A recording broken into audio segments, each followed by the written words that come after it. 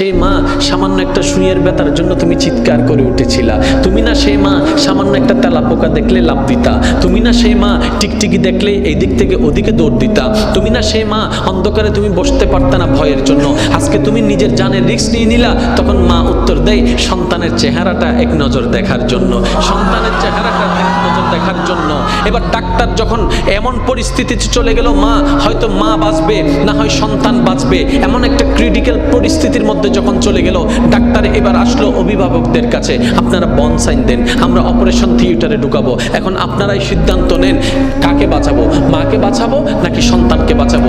একে জিজ্ঞেস করে এ বলে যে মাকে বাঁচাও, ও বলে যে মাকে বাঁচাও, ও বলে যে মাকে বাঁচাও, ও বলে যে মাকে বাঁচাও। কারণ সবার মাথার চিন্তা, মা যদি বেঁচে থাকে সন্তান আবার আসবে, মা যদি বেঁচে থাকে সন্তান আবার আসবে। সবার একটি কথা, মাকে বাঁচাও, মাকে বাঁচাও, মাকে বাঁচাও। এবার ডাক্তার কৌতূহল বশত মাকে একবার জিজ্ঞেস করলো, সবাই বলছে মাকে বাঁচাতে, একটু আপনি বলেন না আমরা এই দুইজনের ভিতর কাকে বাঁচাবো, আপনাকে বাঁচাবো নাকি সন্তানকে বাঁচাবো। তখন মা, একমাত্র মা, সে উত্তর দেয়, একমাত্র মা তখন চিৎকার করে বলে, ডাক্তার আমার সন্তানকে বাঁচান, আমার সন্তানকে বাঁচান, আমার সন্তানকে বাঁচান। ডাক্তার অবাক হয়ে তাকায় রইল। সবাই বলছে আপনার কথা, আপনি বেঁচে থাকলে তো সন্তান আরেকটা আসবে, আপনি কেন সন্তানের কথা বলছেন। এবার মা দুই চোখের পানি ছেড়ে দিয়ে বলে, আমি তো দেখেছি সূর্য কেমন, আমার সন্তান তো এখনো দেখেনি। আমি তো চাঁদকে দেখেছি, আমার মা সন্তান তো চাঁদকে দেখেনি। আমি তো খাবার খেয়েছি, আমার সন্তান তো এখনো খাবার খায়নি। আমি তো দুনিয়া দেখেছি, তারা তো এখনো দুনিয়া দেখেনি। আমি তো এগুলা দেখেছি, তারা তো সেগুলা দেখেনি। আমি তো এগুলা দেখেছি, তারা তো ওগুলা দেখেনি। আমি তো এগুলা খেয়েছি, তারা ওগুলা খায়নি। আমি দুনিয়া দেখেছি, আমার সন্তান এখনো দুনিয়া দেখেনি। ডাক্তার আমার আর দুনিয়া দেখার দরকার নাই, আমার সন্তানকে দুনিয়া দেখার ব্যবস্থা করে দেন, আমার সন্তানকে দুনিয়া দেখার ব্যবস্থা করে দেন। একজন মা সন্তানের প্রতি এই মায়া, ওই 1% ভালোবাসার অংশ, 1% ভালোবাসার অংশ। আপনার আমার নবী রাহমাতুল্লিল আলামিন যখন এই হাদিস বর্ণনা দিলেন, এক ভাগ রহমত রেখে আল্লাহ পাক এক ভাগ রহমত পৃথিবীর মধ্যে রহমত ছড়াই দিয়েছেন, 99 ভাগ রেখে দিয়েছেন। সাহাবায়ে কেরাম আদবের সহিত আরজি করলেন, ইয়া রাসূলুল্লাহ, ইয়া রাসূলুল্লাহ, ওই এক ভাগ রহমতের যদি এত ভালোবাসা, এত মায়া, এত টান, এত আবেগ, এত মহব্বত যদি হয়, এই 99 ভাগ আল্লাহ কেন রেখে দিয়েছেন? তখন রহমাতুল্লিল আলামিন বলেছেন, রহমাতুল্লিল আলামিন বলেছেন, ওরা আমার সাহাবারা শোনো, এই বাকি 99 ভাগ রহমতকে আল্লাহ হাসরের জন্য রেখে দিয়েছেন, হাসরের জন্য রেখে দিয়েছেন, হাসরের জন্য রেখে দিয়েছেন। সাহাবায়ে কেরাম বলে, ইয়া রাসূলুল্লাহ, এই 99 রহমত কেন রেখে দিয়েছেন? তখন নবী বলে, এই হাসরের মধ্যে যখন সবাই উপস্থিত হবে, পাপীরা যখন কান্নাকাটি করবে, তখন আল্লাহ 99 ভাগ রহমতকে উন্মুক্ত করে দিবেন শুধু বান্দাদেরকে জাহান্নামী থেকে জান্নাতি করে দেওয়ার জন্য। সুবহানাল্লাহ, আল্লাহু আকবার।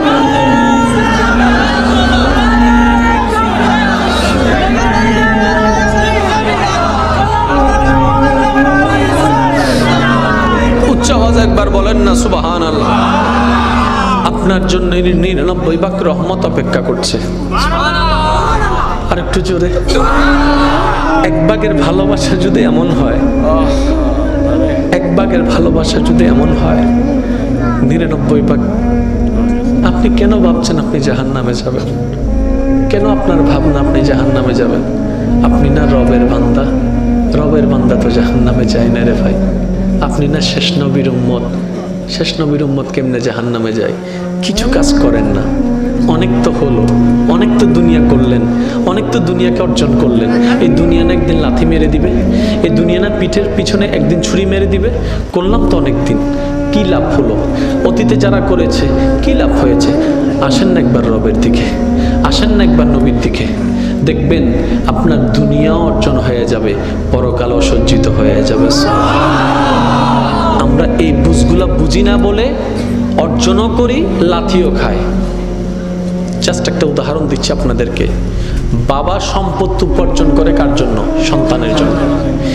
একদিন কিন্তু এই সন্তানেই বাবার উপর জম হয়ে যায়। কেমন? এই সন্তান পড়ালেখা করেছে বাবার টাকায়। এমন হাজারো বাবা মা আছে, একটা ওষুধ কেনার জন্য সন্তানের দিকে তাকাই থাকতে হয়, সন্তানে কখন টাকা দিবে, ওষুধটা সে কিনতে পারবে।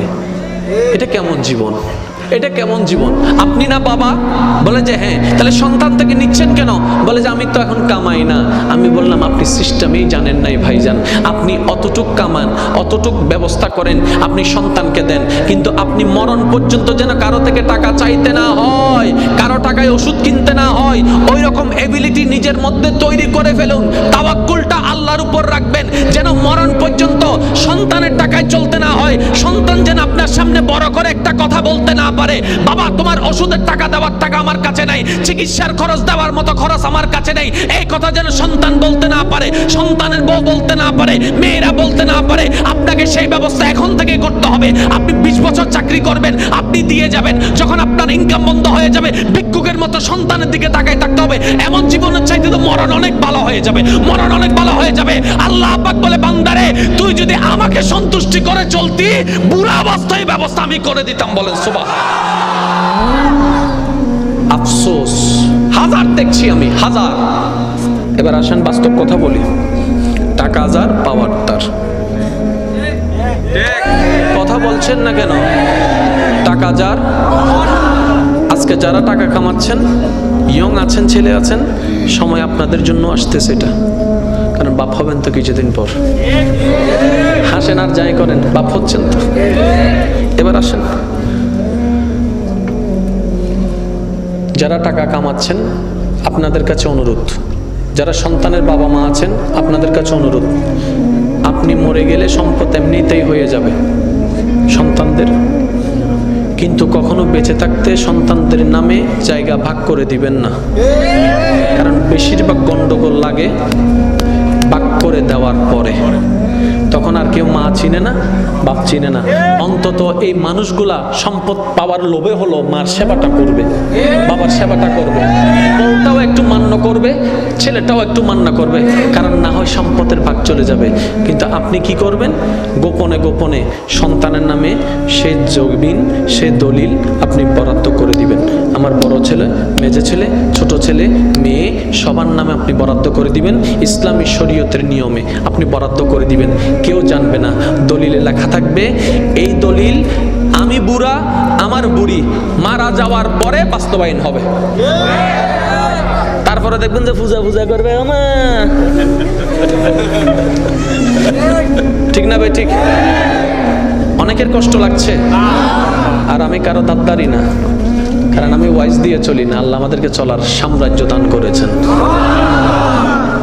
দাওয়াত দিয়ে গেলাম আলামিন বাড়ি, একটু ঘুরে আসবেন, শুধু একটু ঘুরে আসবেন, যে তখন হইব তো বা মোকারম বাড়ি, তার তো দিন আছে তো তিবের তো আর ভিক্ষা করেন না হরে, হারান ভিক্ষা করি একমাত্র মৌলার দরবারত মাইনসুর আছে। এবার আসেন একটু খেয়াল করেন, 100 ভাগের রহমত 1 ভাগ আল্লাহ দিয়ে দিলেন, 99 ভাগ রেখে দিলেন আপনাকে আমাকে বাঁচানোর জন্য। কথা বলেন ঠিক কিনা? এবার সেই আল্লাহর রহমত থেকে আল্লাহ কি বলছেন? লা তাকনাতু মির রাহমাতিল্লাহ, আমার রহমত থেকে কখনো তোমরা নিরাশ হয়ো না। এবার টোটাল বিষয়টাকে আমি একটু গোছাই নিচ্ছি। কালকে কবরে যেতে হবে, বলেন না? পরশু হাসর উঠতে হবে, তারপরে আল্লাহর বিচারের কাঠগড়ায় দাঁড়াইতে হবে। কি নিয়ে যাচ্ছেন? কোনো কিছু নাই। কি দিবেন আল্লাহকে? দেওয়ার মতো কিছু নাই। কি আছে দেওয়ার মতো? হিংসা আছে, অহংকার আছে, দুশমনি আছে, অন্যের জায়গা লুণ্ঠন করা আছে, অন্যের ভাগ নেওয়া আছে, অন্যের সম্পদ মেরে খাওয়া আছে, কারো মনে অন্যায়ভাবে কষ্ট দেওয়া আছে। এগুলা ছাড়া তো আল্লাহকে দেওয়ার মতো কোনো কিছু, বাঁচার তো কোনো উপায় নাই।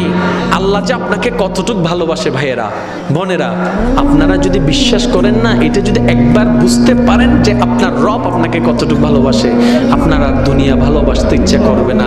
তখন ইচ্ছে করবে মন প্রাণ উজাড় করে আপন রবকে ভালোবাসার জন্য। বলেন না সুবহান? আর একটু জোরে বলেন। এবার মনোযোগ আছে তো সবার? শেষ করে দিই, ফিসনের গুণ হতে শেষ করে দিই। ভালো আমি কিন্তু আন্দানো দেখি রে ভাই, ফিসুতে মানুষ সত্তরই আত্মরণ চাই।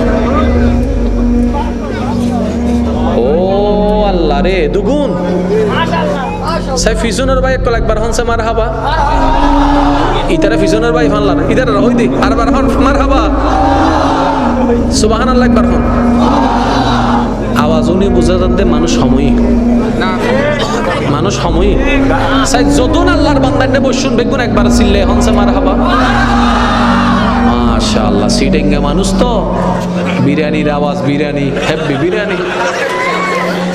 আচ্ছা একখানা খেয়াল করেন কিরে এবারে সিপ থেকে লাগবো এবারে টমেটো না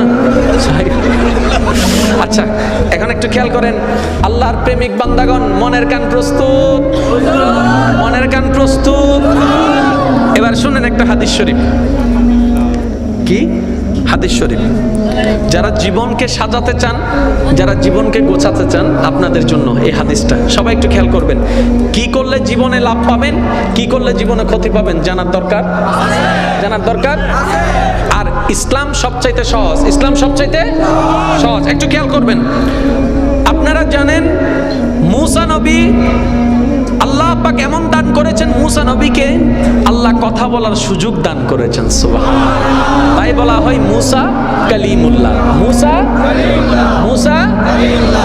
মূসা নবী আল্লাহর সাথে যখনই কথা বলতেন তুর পাহাড়ে গিয়ে আল্লাহর সাথে কথা বলতেন এবার মূসা নবী একদিন রাস্তা দিয়ে হেঁটে যাচ্ছে যাওয়ার সময় একজন মূসা নবীর উম্মত মূসা নবীকে দেখে বলে ইয়া নবী আল্লাহ আপনি তো আল্লাহর সাথে কথা বলতে যাচ্ছেন আমার পক্ষ থেকে আমার রবের কাছে একটা বার্তা একটা মেসেজ আপনি পৌঁছাই দিবেন দয়া করে বলে যে কি বলতে চাও বলো যেটা রবকে বলতে হবে তখন ওই ব্যক্তিটা বললেন হে মূসা নবী আপনি রবকে বলবেন আল্লাহ যতটুক আমাকে সম্পদ দান করেছে এই সম্পদ আমি আর লোড নিতে পাচ্ছি না আমার চাওয়ার তুলনায় স্বপ্নের তুলনায় সম্পদ অনেক বেশি বেড়ে গিয়েছে আমি আর সম্পদ চাই না আমাকে যেন সম্পদ একটু কমাই দেয় আল্লাহকে বলবেন আমাকে যেন সম্পদ একটু কমাই দেয় এরকম দোয়া কেউ করে কারণ আমরা তো আরো দেয় নোয়ারের তো ওদের সিবি দে তো সিবি দিল নত ওদের রশিদি বান দিও নত ওদের ফেলাস্টার কর তারপরে ওদের ঠিক না সেজন্য সিডিংয়ের বাসা থেকে হাতে আছে বেশি হাইলে নামাতে বেশি হাইলে ফ্যাট লোড তাইলে কেএফসি আর বালা লাগিব না ওয়া আগে জিল্লা করি দাও আওয়াজ আগের মতো করি দাও এবার একটু খেয়াল করেন ওই বান্দা ফরিয়াদ জানালেন কি মূসা নবীর কাছে আল্লাহর কাছে মূসা নবীর মাধ্যমে যে আমাকে যেন সম্পদ আর না দেয় যতটুক দিয়েছে এতটুকু আমার পক্ষে লোড করা সম্ভব না আমাকে যেন সম্পদ আর না দেয় এটা যেন কমিয়ে দেয় আচ্ছা মূসা নবী চলে যাচ্ছেন কিছুক্ষণ পর আরেকজন বান্দার সাথে দেখা ওই বান্দার শরীরের কাপড় চোপড় সব ছিঁড়া ফেরা চুলগুলা আউলা জাউলা এবার মূসা নবীকে বললেন আল্লাহকে একটু আমার পক্ষ থেকে একটা খবর জানাবেন বলে যে কি খবর বলে যে আমার খাবার জন্য খাবার নাই পরার জন্য কাপড় নাই আল্লাহকে একটু বলেন না আমার উপর দয়া করতে আমাকে একটু সম্পদ দিতে বলেন না আমি যেন একটু ধনী হতে পারি দুইজন বান্দার দুইটি বার্তা নিয়ে মূসা নবী তুর পাহাড়ে চলে গেলেন আল্লাহর দরবারে এবার ফরিয়াদ জানালেন আল্লাহর দরবারে দুইজন বান্দার পক্ষ থেকে ফরিয়াদ জানার পরে আল্লাহ পাক বললেন মূসা প্রথমে যেই বান্দা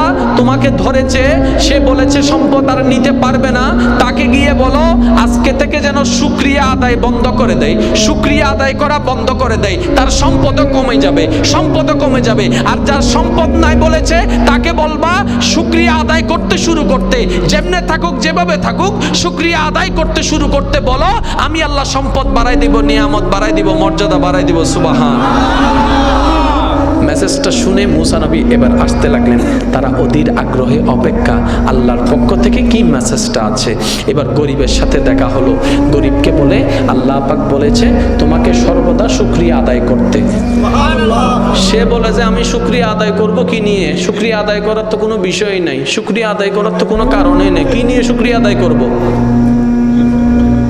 কিন্তু আল্লাহ কি বলেছিলেন যেমন আছে তেমনই যদি সে শুকরিয়া আদায় করে তো সে যদি চালাক হতো কি বলতো যাক হাঁটার জন্য এখনো পা দুইটা আছে আলহামদুলিল্লাহ চলার জন্য এখন একটু শক্তি আছে আলহামদুলিল্লাহ দেখার জন্য নজরটা একটু আছে আলহামদুলিল্লাহ আল্লাহ খুশি হয়ে যেত এই শুকরিয়ার কারণে তার অন্যদিকেও আল্লাহ বরকত বাড়াই দিত সে এই নিয়ামতটা নিতে জানে এবার কিছু দূর যাওয়ার পরে ওই মানুষটা যে সম্পদ কমাই দেওয়ার জন্য বলছে তাকে দেখলো, তার জন্য আল্লাহর উপর সন্তুষ্ট থাকার জন্য।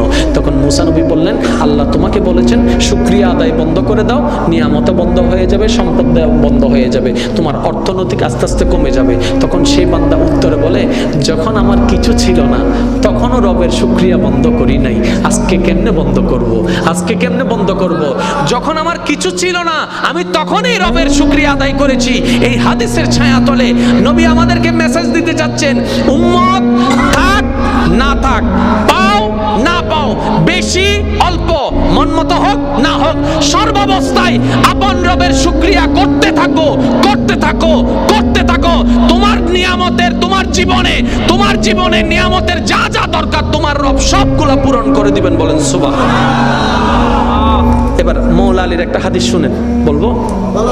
জোরে বলেন না, বলবো? দেখেন ইসলাম কত সহজ, পরকাল কত সহজ। হযরত আলী রাদিয়াল্লাহু তাআলা বলে, আল্লাহর থেকে অল্প পেয়ে তুমি খুশি হয়ে যাও, আল্লাহ হাসরে তোমার অল্প আমলে খুশি হয়ে যাও। High high high high high. যে বান্দা আল্লাহর থেকে পাওয়া অল্প নিয়ামতে খুশি হয়ে যায়, যাক আলহামদুলিল্লাহ অনেক বেশি পাইছে, আল্লাহ তার হাসরের ময়দানে যাওয়ার পরে অল্প আমল দেখলেও খুশি হয়ে যাবে। এবার সত্যি করে বলেন, আমরা কি খুশি হতে পারি? সত্যি করে বলেন, আমরা খুশি হতে পারি? পারি না বলেই আজকে আমাদের জীবনে এত দুঃখ, এত কষ্ট। আজকের মাহফিল থেকে চলেন আমরা একটা আমল শেখার চেষ্টা করি, বুঝি না বুঝি, পক্ষে বিপক্ষে, শত্রু হোক বন্ধু হোক, দিন হোক রাত হোক, ব্যথা লাগুক সুস্থ লাগুক, যেমন তেমন, শুধু জবানে একটা জিনিস থাকবে, আলহামদুলিল্লাহ আলহামদুলিল্লাহ আলহামদুলিল্লাহ আলহামদুলিল্লাহ আলহামদুলিল্লাহ, পাইলেও আলহামদুলিল্লাহ, না পাইলেও আলহামদুলিল্লাহ। আর কিচ্ছু দরকার নাই। আপনি যে ডিপ্রেশনের ওষুধ খুঁজছেন, আপনি যে মন খারাপের ওষুধ খুঁজছেন, কই ফার্মেসিতে পাবেন না, কিন্তু রবের কাছে চলে যান, ওইখানে পাবেন। রব বলবে, তোর মন খারাপ হয়েছে, তোর ডিপ্রেশন হচ্ছে, কোথায়? তোর অশান্তি মনে। আর সেই মনের খাবার হচ্ছে, রিজিক হচ্ছে আলা বিযিক্রিল্লাহ তাতমাইন্নুল কুলুব। ওই অন্তরকে রবের নাম শুনাই দে, মন এমনি শান্ত হয়ে যাবে। এখানে অনেক আমার যুবক যুবতী বোনেরা আছেন, ভাইয়েরা আছেন, আপনারা একটু খেয়াল করবেন, অনেক সময় মন খারাপ হয়ে যায় না? বলেন না, অনেক সময় মন খারাপ হয় না? মন খারাপ হলে জানে কি শুনেন? হায় হায়, অনেক সময় মন খারাপ হলে আমরা গান শুনে মন ভালো করার চেষ্টা করি। এটা কি চালাকি না বোকামি? আপনি নিজে একটু বিবেচনা করে দেখবেন। কারণ গান আপনাকে আমাকে সর্বদা অতীতের দিকে নিয়ে যায়। আর আমাদের অতীতে সুখ বেশি না দুঃখ বেশি? সেজন্যই তো আপনি অতীত নিয়ে কত কাঁদেন, ঠিক না? অতীতে দুঃখ বেশি, তো গান শুনে আবার দেখে অতীতের দিকে ফিরে চলে যাচ্ছেন। আমি বলি বোন, আমি বলি ভাই, মনটা যদি বেশি খারাপ হয়, অনেক কিছু তো ট্রাই করেছেন, সাময়িক কিছুটা শান্তি পান, আবার সে আগে ডিপ্রেশনে চলে যাচ্ছেন মন খারাপে। এটাও ভাল লাগে না, সেটাও ভাল লাগে না, কফিও ভাল লাগে না, চাও ভাল লাগে না, কোনো কিছু ভাল লাগে না। আমি বলি ভাই একটা কাজ করেন, আমি বলি বোন একটা কাজ করেন, সব কিছু বাদ দিয়ে যাই নামাজটা একটু বিছাই নেন, বিছাই নিয়ে চোখটা বন্ধ করেন, বন্ধ করে দাঁড়াই থেকে ডাইরেক্ট সিজদায় চলে যান। কিচ্ছু পড়ার দরকার নাই, অজু বানানোর দরকার নাই, শুধু এতটুক মাথাটা ঝুঁকান আর মনে মনে বলেন, আমি আমার রবের দরবারে ঝুঁকে গেলাম, আমি আমার রবের দরবারে ঝুঁকে গেলাম, আমার মাথাটা রবের দরবারে ঝুঁকাই দিলাম। কিচ্ছু পড়ার দরকার নাই ভাই, কিচ্ছু পড়ার দরকার নাই বোন, আপনি শুধু চোখটা বন্ধ করে সিজদার মধ্যে পড়ে থাকুন। আপনার রব তাকায় আছে, আপনার এই ব্যস্ত মন, আপনার এই অশান্তি মন, আপনার এই ব্যথাতি মন, আপনার এই ব্যথিত মন, আপনার রব তাকায় আছে। আপনার রব দেখছে বান্দার মন খারাপ, কিন্তু কারো দিকে যায় নাই, রবের কাছে গিয়েছে। রবের কাছে গিয়েছে কোন রব? যিনি শান্তিদাতা, যিনি শান্তিদাতা, যিনি সুখদাতা। ওই রবের কাছে যখন শান্তির জন্য আপনি যাবেন, মাথাটা ঝুঁকাবেন, 5টা থেকে 6টা মিনিট থাকেন, আপনি নিজেই বলবেন সিজদা থেকে ওঠার সময় মনটা কেমন জানি ফ্রেশ ফ্রেশ লাগতেছে। কখনো মন খারাপ হলে করে দেখবেন, নগদ প্রমাণ পাবেন। হদিন মন খারাপ হলে অন্ধ জায়গায় রে আহাদি বদ্দা ক্যাঙ্গরতে ওদের টেনশন কি কি আহাদি বানাই নেওয়ালাই নেব, তোর কি টেনশন ওষুধ দিই না কি বল দিলে আবুল বিরিয়া হগো, আবুল বিরিয়া হটিয়ে ইয়া আছে না আর যারা আবুল বিরি হয়নি তো র কিন্তু এক চালাক আছে, এটা ইউ রাখতো তো, ঠিক না? অজ্ঞ বিরিরে সাইড ভাগে ভাগ করে হয়তো নামা থেকে মানুষ। সিগারেট যারা বানিয়েছে তারা কি ওই সিগারেটের ভিতর কোনো ওষুধ দিয়েছে? তাহলে আপনার যে ডিপ্রেশন টেনশন কমে যাচ্ছে কেন মনে হচ্ছে? শুনেন, এটা একটা সাইকোলজিক্যাল ব্যাপার। আপনি যদি মনে করেন যে এটা পানিটা খেলে আপনার মাথা ব্যথা চলে যাবে, অথবা আপনি যদি পানিটা খেলে আপনার টেনশন কমে যাবে, যদি আপনার মনে হয়, দেখবেন পানিটা খাওয়ার পর আপনার মন খারাপ চলে যাবে। এটা একটা সাইকোলজিক্যাল ব্যাপার, এটা দয়ার বিষয় নয়, ঠিক আছে? কিন্তু আপনি যখন সিজদায় চলে যান, নবী বলছেন যখন তোমরা সিজদায় যাও জমিনে তোমাদের কপালটা লাগে না, রহমানের দরবারে গিয়ে লাগে। তাহলে আপনি যখন সিজদায় যান তখন একদম কাছে চলে যান কার? আরো জোরে বলেন। আপনি তখন আল্লাহর কাছে চলে যান, রহমতের অনেক কাছে চলে যান। এত মূল্যবান একটা জায়গার মধ্যে আপনি আমি গুরুত্ব না বোঝার কারণে অনেকে সিজদার মধ্যে দেরি হলে কাশি মারে। মসজিদে শুনেন না, অনেক সময় সিজদার মধ্যে যদি ইমাম সাহেব একটু দেরি করে, পিছন থেকে একজন কিরো ভাই ঠান্ডা লাগি না, হদে না হুজুরের মিস কল মসজিদে, হ্যাঁ যে কেন মারলি হুজুরের মিস কল, হদে ওই হাসি দি মসজিদে আর শেষ হই, তোমার শেষ হইলে জোর হ না, তোমার শেষ হইলে এই নামাজে আপনাকে জান্নাতে নিবে? আমাদেরকে জান্নাতে নেওয়ার মতো কোনো আমল আমাদের কাছে আসলে, সেজন্য শর্টকাট পদ্ধতি বলি, ঈমানটাকে মজবুত রাখবেন। আল্লাহ, নবী, রসুল, কোরআন, ফেরেশতা, পরকাল, কবর, হাসর, জান্নাত, জাহান্নাম, যত কিছু আছে শুধু চোখ বন্ধ করে বলবেন মানি বাস মানি, মানি বাস মানি, মানি বাস মানি, ঈমান কমপ্লিট। ঠিক আছে? আর এখন আমল করার পালা। নামাজটার দিকে আসুন। ভুল হোক, শুদ্ধ হোক, করার চেষ্টা করুন। এই ভুল করতে করতে শুদ্ধ চলে আসবে, ভুল করতে করতে শুদ্ধ চলে আসবে। প্রথম থেকে যদি শুদ্ধ করতে চান, আলহামদুলিল্লাহ, এটা উদয় আর নহর আগে তার হতে জিল্লা ভারো চিল্লা ফসছ না, এটা যাতে প্রেমত ফরি যাবো। ও বাপ, যে সুন্দর হত কবিতা ফুললাম, কিন্তু কোরআনের মতো এত মজা না ভাই। যেদিন না মজা বুঝি যাব, হেডফোন দিয়ে সূরা রহমানও নিব, হেডফোন দিয়ে সূরা ইয়াসিনও নিব, বারবার ওই নাফারাতে শিখে দেরি উনতে উনতে উনতে উনতে দেব দেখি রে।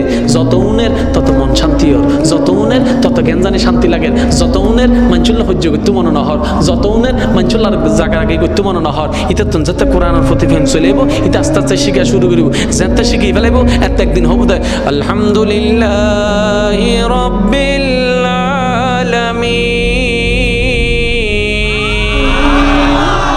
আর রহমানির রহিম মালিকি ইয়াউমিদ্দিন ইয়াকা না'বুদু ওয়া ইয়াকা নাস্তাঈন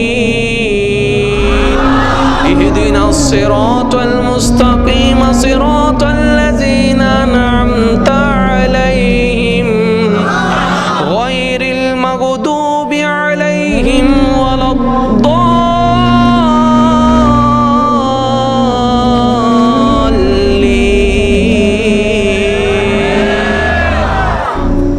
একদিনে তো নব নমাতা আমি মসজিদ কলার হইম দাও ভাই, সবসময় আজান অনুদ্দুন, মাঝে মধ্যে গুরু গুরু ভুয়া তাইলে অনুর একখানা সুযোগ দিয়ে ইতো অন্তত আজান দিবে লোভ হইলে যাইব নি নামাজান ফরি চলিও। কারণ শয়তান সবসময় আছে দূরে লই যাবার লাই, অনর্থন কৌশল গড়ি গড়িয়ে হাসে আনন্দ করিব। আমি সেই জন্য একটা অনুরোধ জানাবো যারা এখানে আছেন, শয়তানের কাজ বান্দাকে রহমান থেকে দূরে নেওয়া, বান্দার কাজ হতে হবে রহমানের কাছে যাওয়া। কথা বলেন ঠিক কিনা? সেজন্য আমি আমার যুবক যুবতী ভাই বোনদের কাছে একটা অনুরোধ জানাই, শয়তানের ফাঁদ কি কি একটা লিস্টি করেন, কি কিভাবে শয়তান আপনাকে ফাঁদে ফেলে, কি কি কর্ম দিয়ে, যেমন হিংসা, অহংকার, এগুলো দিয়ে একটা লিস্টি করেন। ওই লিস্টিগুলোকে রেড চিহ্ন দিয়ে ক্যান্সেল করে দেন, এগুলার সাথে আমার কোনো সম্পর্ক। দেখবেন আস্তে আস্তে আপনি রহমানের দরবারের কাছে চলে যাচ্ছেন, আপনার অন্তর আলোকিত হয়ে যাচ্ছে। সুবহানাল্লাহ। নামাজ পড়ার দরকার, জোরে বলেন না, নামাজ পড়ার দরকার, মা বাবার খেদমত করার দরকার, বউ ফিটানোর দরকার, হয়ে দিব হুন্নরে বিয়ে নাও করে দিবে হাত দেয় ঠিক না বেঠিক আরো জোর হন না মনে রাখবেন বউ ফিটাইলে কিন্তু আল্লাহ আপনারা ফিটাবে বউ পিটানোর জিনিস নয় বউ মায়ার জিনিস মহাব্বতের জিনিস কিন্তু আপনি মনে করেন ইতিরে নো ফিটাইলে ফজর হবো না আজীব ব্যাপার আচ্ছা এবার নো জিবে হতা হয়তো আল্লাহ তার ফুটফুটে মাইয়ে দিই যে বলে বউ না মানলে হয় না আল্লাহ তাকে একটা ফুটফুট একটা কন্যা সন্তান দিয়েছে দিনে দিনে আস্তে আস্তে বড় হচ্ছে স্কুল থেকে কলেজে কলেজ থেকে আস্তে আস্তে বিয়ের প্রস্তাব আসা শুরু করলো এবার সেই কলিজার টুকরা মেয়েকে বুকের মধ্যে পাথর চেপে বাবা এখন বিয়ে দিবে এবার বিয়ের স্টেজ সব হয়ে গেল বিদায় বেলায় এসে বাবা যখন ওই হাত তুলে দেয় না মেয়ের হাত তুলে দেয় না অভিভাবক হিসেবে স্বামীর হাতে যখন তুলে দিচ্ছে তখন বলছে এই এটা কিন্তু আমার ফুল খবরদার আমার ফুলের গায়ে যেন একটা টুকাও না লাগে আমার ফুলের গায়ে যেন একটা টুকাও না লাগে মেয়ের মা কথাটা শুনছে শোনার পর আয়সা বলে যে ও তোমার মেয়ে আমার বাপের মেয়ে আমি কিচ্ছু না কথা বলে না কেন আরেকটু জোরে স্ত্রীদেরকে কখনো আঘাত দিবেন না হ্যাঁ ওরা একটু অবুঝ ওরা একটু উল্টা বুঝে হতে পারে কিন্তু সম্পদ তো আপনার এটার যত্ন যদি নিতে না জানেন আপনার সংসারটা ভেঙে যাচ্ছে আচ্ছা আপনার না হয় কোনো লাইফ নাই আপনার স্ত্রীর কোনো লাইফ নাই সন্তানদের তো লাইফ আছে তা আপনারা দুইজন যখন ঝগড়া করে ডিভোর্স হয়ে যায় আলাদা হয়ে যাবেন আপনারা ভালো থাকবেন এই সন্তান কার কাছে যাবে মার কাছে থাকলে বাবা পাবে না বাবার কাছে গেলে মা পাবে না তো লাভ কি হচ্ছে একদিন এই সন্তানদের ভবিষ্যৎ অন্ধকার হয়ে যাবে তো সেজন্য আমি অনুরোধ করব এক ছাদের নিচে থাকলে অনেক কিছুই হবে বুঝবুঝে অবুঝে অনেক কিছুই হবে এত কিছু থাকার দরকার নেই শুধু একটা হাদিস মনে রাখবেন স্বামী স্ত্রী যখন এক জায়গায় হয় কথা বলে তখন তৃতীয় পক্ষ শয়তান এসে ওখানে ফু মারে আগুন একটু বাতাস দেয় স্বামী স্ত্রী যারা আছেন এই হাদিসটা যদি মনে রাখেন সংসারে ঝগড়া কমে যাবে সেটা কি শয়তান সবচেয়ে বেশি খুশি হয় কখন জানেন যখন স্বামী স্ত্রীর ভিতর ঝগড়া লাগাই দিতে পারে শয়তান বেশি খুশি হয় তাহলে আপনি যখন হাদিস এটা আজকে থেকে জানছেন যখন দেখবেন স্বামী বেশি রেগে গেছে আপনি চুপ করে থাকবেন রাগ আসলেও রাগ দেখাবেন না তখন বলবেন যে শয়তানের রাগ তুলছে কিন্তু আমি দেখাবো না স্বামীও এই কথা মনে রাখবেন যখন বেশি রাগ আসবে বউকে বকা দেওয়ার ইচ্ছা করবে আপনি দিবেন না কারণ রাগটা আপনার নয় শয়তানে আনাচ্ছে তো শয়তানের জিনিস আপনি নিবেন কেন 2টা মিনিট চুপ থাকেন দেখবেন রাগ এমনিতেই চলে যাবে সংসার শান্তির হয়ে যাবে আর একটু জোরে বলেন না সুবহানাল্লাহ এবার আপনারা বাস্তব প্রমাণ দেখলে বুঝবেন আদালতের ডিভোর্স আছে না হম না বেশি শুধু বেশি না বহুত বেশি ঠিক না আমরা যেদিন কেস আছে সে উজুর কলর হওয়ান কেস আছে দেখো সবাই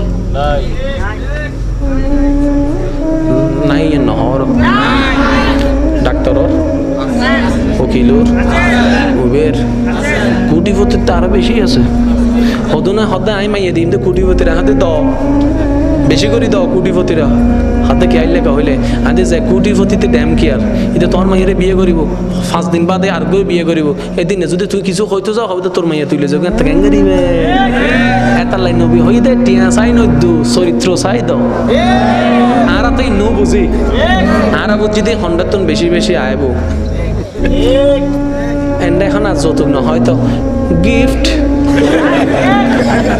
এন্ড আমার হদুনো তোলা দইন না আছে তো গিয়া উইতরে বাড়ির মিদি তো মাইয়েরে বহুত কিছু দিয়ে গিয়া তোমার কিছু না দে হদুন আইরা হান ফরা দে আছে না নাই হান ফোয়ার মাই চিন্তা করে দে মাইনছা এর তারা সিঁড়ি ফেলেব নলইলে কিছু লম ফরিব এই কিছু লম করতে যাই মাইয়ের বাপ শেষ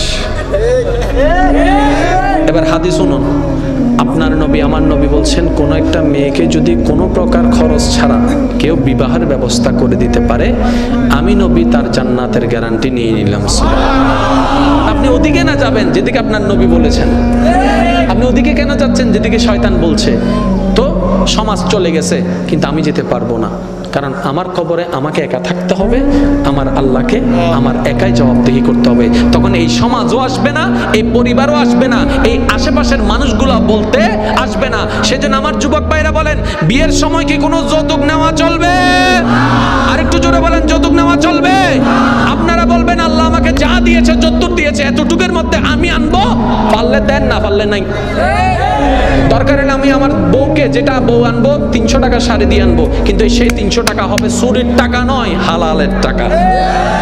আপনার বউকে বলবেন, বউ এটা আমি 300 টাকা দিয়ে কিনেছি, বউ অবাক হয়ে যাবে, সবার শাড়ি 5000 টাকা, তোমার শাড়ি 300 টাকা, এটা আমাকে কেমন গিফট করলা? তখন আপনি বলবেন 5000 টাকা দিয়ে আমি চাইলে পারতাম, কিন্তু সেটা হতো অন্যায়ের টাকা, চুরির টাকা, লোভের টাকা, বাটপাড়ির টাকা।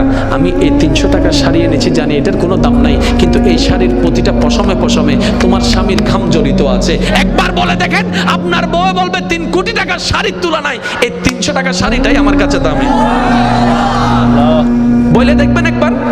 আপনারা তো অনেক সময় বলেন মাইয়ে ফকলে শুধু হতে দেয় দেয়, না না, ইতারা হতে সবচাইতে বেশি কি চাই হতে না মায়া আসো আদে, ইতারা টিয়া জোরহন না টিয়া। এখন দেখেন কোর্টের মধ্যে দেখেন অনেক প্রফেশনের ডিভোর্স পাবেন, হুজুরদের কোনো ডিভোর্স কেন? তারা ওই মাসালাগুলো জানে, কখন শয়তানে ফু মারে সেটা, সেজন্য স্বামী স্ত্রীর মধ্যে ঝগড়া হলো তারা চুপ হয়ে যায়। বলেন না সুবহানাল্লাহ। তা আজকে থেকে ইনশাআল্লাহ যারা বিবাহিত আছেন এই হাদিস মনে থাকবে তো? ঝগড়া কে লাগাই দেয়? জোরে বলেন, ঝগড়া কে লাগাই দেয়? স্বামীর কোনো দোষ, স্ত্রীর কোনো দোষ। আল্লাহ আমাদের সবাইকে বুঝার তৌফিক দান করুক। আগামী বছর মাহফিলটা হোক, আপনারা চান কিনা? জোরে বলেন, চান কিনা? আমার কথা কি কেউ কষ্ট পেয়েছেন? আমি কি কারো পক্ষে বলেছি? আমি কারো বিপক্ষে বলেছি? আল্লাহ আমাদের সবাইকে বুঝার তৌফিক দান করুক। আগামী বছর এই মাহফিল যখন আয়োজন হবে আপনারা সবাই সহযোগিতা করবেন, 5 ওয়াক্ত নামাজ ছাড়বেন না, কারণ এই নামাজ আপনার জীবনে একটা শৃঙ্খলা নিয়ে আসবে। বলেন সুবহানাল্লাহ। এই কথাটা একটু খেয়াল করবেন। নামাজ শুধু ইবাদত বাড়ায় না, নামাজ শুধু সওয়াব বাড়ায় না, নামাজ শুধু আপনাকে জান্নাত দিবে না, এই নামাজ আপনার জীবনের মধ্যে অগোছালো জীবনটাকে গোছাই দিবে, আপনার অশান্তির জীবনকে শান্তিময় করে দিবে। বলেন সুবহানাল্লাহ। আল্লাহ আমাদের সবাইকে কবুল করুক, আমিন। ইয়া নবী সালাম।